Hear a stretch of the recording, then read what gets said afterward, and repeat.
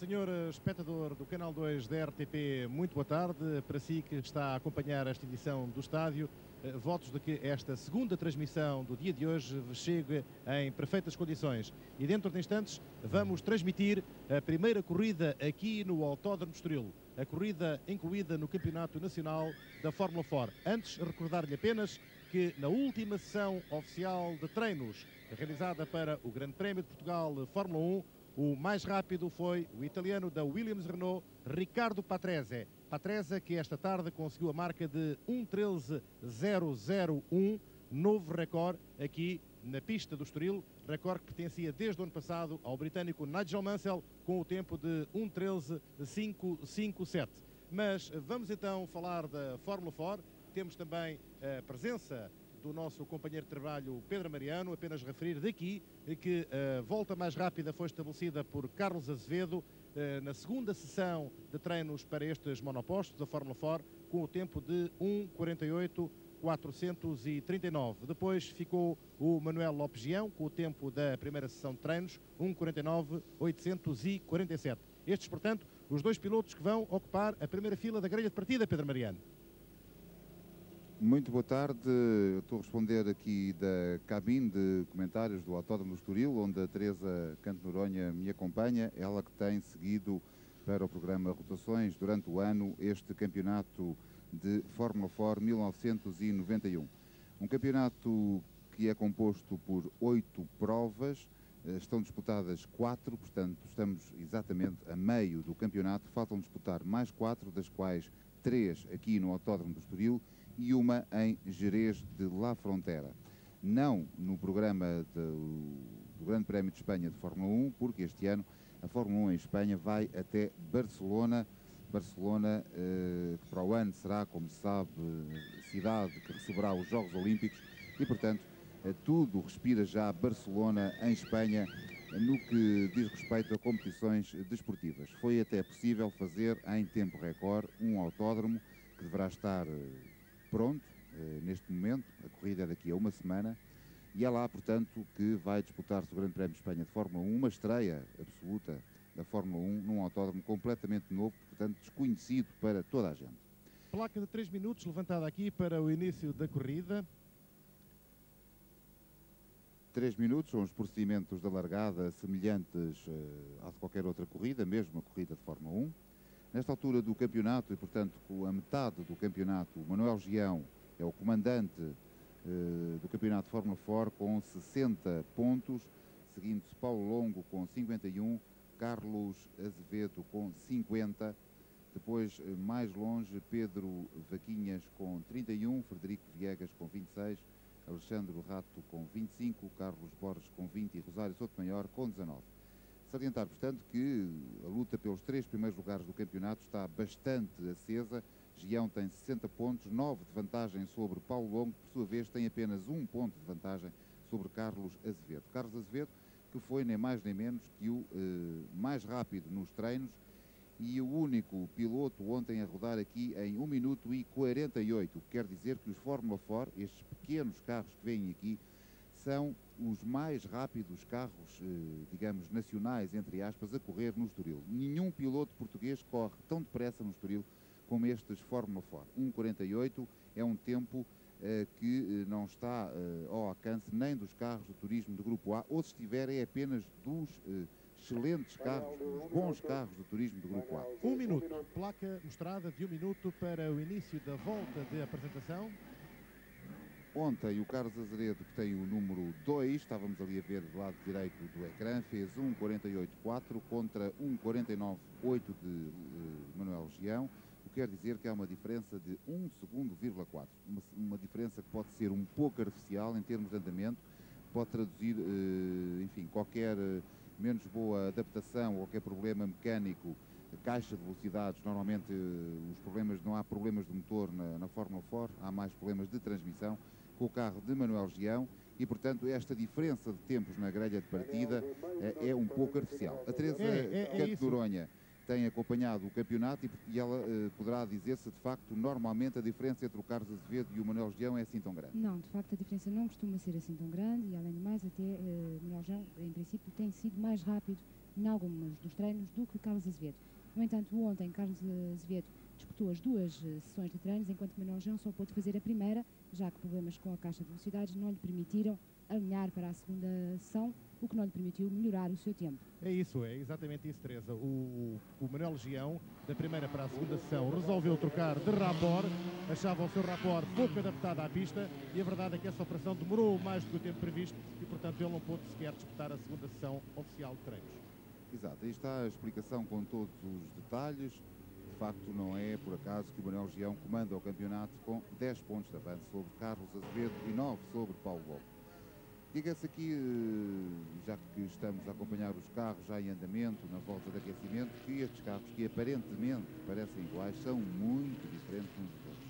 Há grandes, enormes diferenças entre estes carros. Cada ano que passa, as marcas dos chassis, quer a Van Diemen, quer a Swift, fazem melhoramentos consideráveis em termos aerodinâmicos, em termos de suspensões, barras estabilizadoras, etc.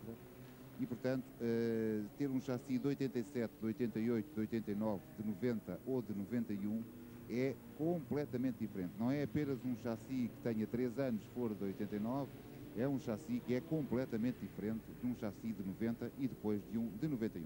Portanto, há aqui muito que se lhe diga em relação aos Fórmula 4, que são carros com motores de 1600 centímetros cúbicos, que não usam pneus slicks, usam pneus radiais, normais, ao contrário dos carros da Fórmula GM Lotus, por exemplo, corrida que transmitiremos amanhã, e que não têm grande possibilidade de apoio aerodinâmico, de afinação de apoios aerodinâmicos, porque não têm asas para corrigir os apoios aerodinâmicos. Portanto, são carros que permitem aos pilotos fazer, digamos que, a transição do karting para fórmulas mais desenvolvidas, e é, portanto, um degrau extremamente importante na aprendizagem dos pilotos, que são quase todos pilotos muito jovens, Teresa.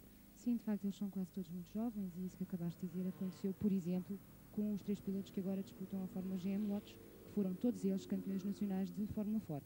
Aliás, o último campeão foi o Pedro Coceiro, campeão em 1990, e que agora está na Fórmula GM Lotus. Portanto, esta será, a seguir aos kartings, ao kart, a fórmula de aprendizagem para um passo maior na carreira de um piloto de monolugares. Quer dizer, quer o Pedro Lamy, quer o Diogo Castro Santos. Foram todos campeões nacionais de Fórmula 4. E o Pedro Matos Chaves, que está na Fórmula 1, também correu em Fórmula 4. É a grande escola, Pedro, de facto.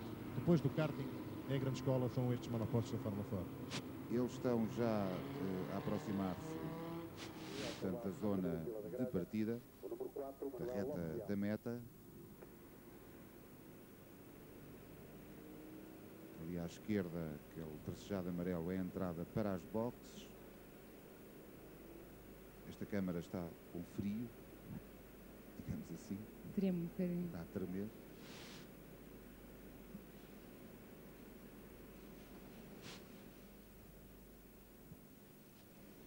Está muito calor aqui, Pedro. E está, mas a câmara está alta, Penso está que lá na no... tua cabine também. Depois temos de tentar melhorar isto. De facto, faz aqui um calor abrasador dentro desta cabine, que tem... O conjunto das cabines tem os tetos de cimento, não tem qualquer refrigeração, de modo que, de facto, e é fechada, não é? Exato. Primeira fila já completamente pronta, a segunda também, a terceira também. Agora, em andamento mais lento, os concorrentes que vão ocupar as restantes filas desta grelha de partida, uma grelha de facto bem numerosa. São 20 os pilotos que participaram nos treinos cronometrados e, portanto, que vão sair para a corrida. Há grandes diferenças de tempos, de facto, até, digamos, até ao meio da grelha, os pilotos equivalem-se, descontadas que possam ser as diferenças que derivam de utilizarem chassis diferentes, chassis, portanto, que não Atenção, são... Pedro, desculpa, tu penso que não tens o semáforo, 15 segundos, mostrado agora a placa. Eu penso que também não vais ter o semáforo, vermelho aceso, verde. Partida desta corrida de Fórmula 4, a primeira corrida deste programa integrado no Grande Prémio de Portugal de Fórmula 1. À frente, Carlos Azevedo, que partiu muito bem, aproveitando a sua pole position, e logo a seguir Manuel Legião.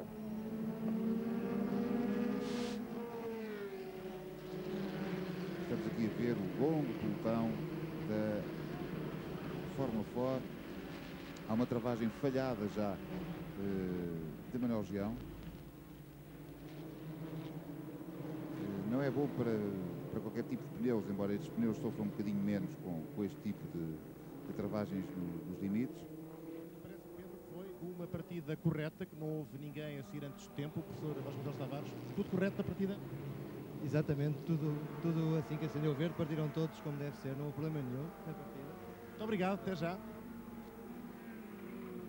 Legal na partida. E temos a hierarquia dos treinos. Agora vamos ver em repetição a partida desta corrida de Fórmula 4. Estão 12 voltas, uma dúzia de voltas à pista do Autódromo do Estoril. Eles rodam aproximadamente em 1 minuto e 49, 1 minuto e 50 em corrida. Cá está, uma partida sem incidentes.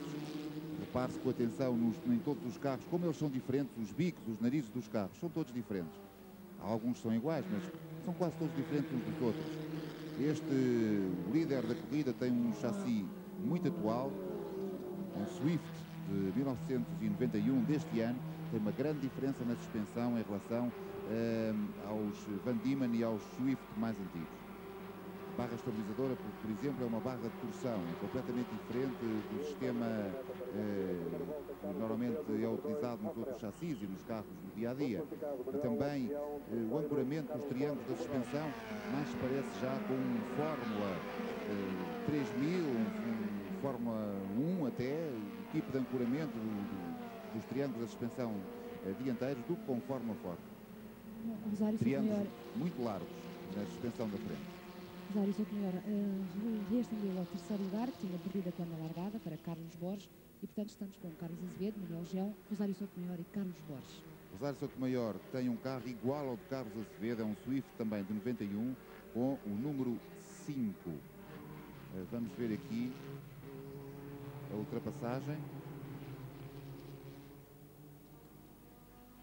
de Rosário Sotomayor, que aliás também participa na corrida do troféu Citroën AX, que transmitiremos amanhã de manhã. 12 voltas ao Autódromo do Estoril, a hierarquia a manter-se, os dois primeiros mais longe dos outros, e depois o tal grupo que anda em tempos muito próximos uns dos outros, onde está Rosário Sotomayor, Carlos Borges, Frederico Viegas, o Pedro Vaquinhas e o Paulo Longo. Nesta altura, o Carlos Borges voltou a ultrapassar a Rosário Sotomayor, pelo que trocaram novamente de posições em relação ao terceiro lugar. Portanto, está aqui a desenhar-se uma corrida em que o primeiro e o segundo lugares, se nada acontecer, estão definidos, ou pelo menos entregues a estes dois pilotos, que poderão discutir entre eles, e depois o terceiro lugar, há ali 4 pilotos a pensar nesse lugar do pódio. Azevedo na frente, aqui o temos. Swift de 91 é o seu carro, depois Manuel Gião com um Van Diemen do ano passado, de 90. Seguindo-se Rosário Sotomayor ainda, sim, em terceiro lugar, com outro Frederico Swift de Viegas 91. em E aqui temos um despiste do concorrente Catella. Fernando Catella. Fernando Catella, o carro número 16, teve ali um despiste, ficou enterrado na areia, não deve prosseguir.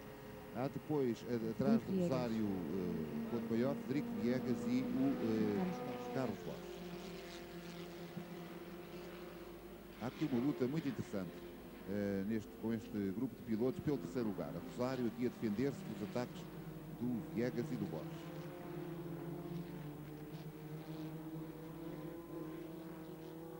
Não identifiquei, mas passou por agora aqui um concorrente cujo motor, utilizando uma expressão tua, encomendou motor ao criador. O criador vai ter que dar uma vista de olhos para o motor para o pôr outra vez a funcionar. A funcionar, já não está de facto em condições. E cá está a manter-se a hierarquia. A Rosário continua a ser atacada. Sim, neste momento Frederico Viegas e Carlos Borges ensaiavam uma ultrapassagem a favor. E temos aqui mais um despiste na mesma curva onde tinha saído o Fernando Catella. Exato, é o Fernando Catella. Sim, mas para cá um despiste não se conseguiu perceber.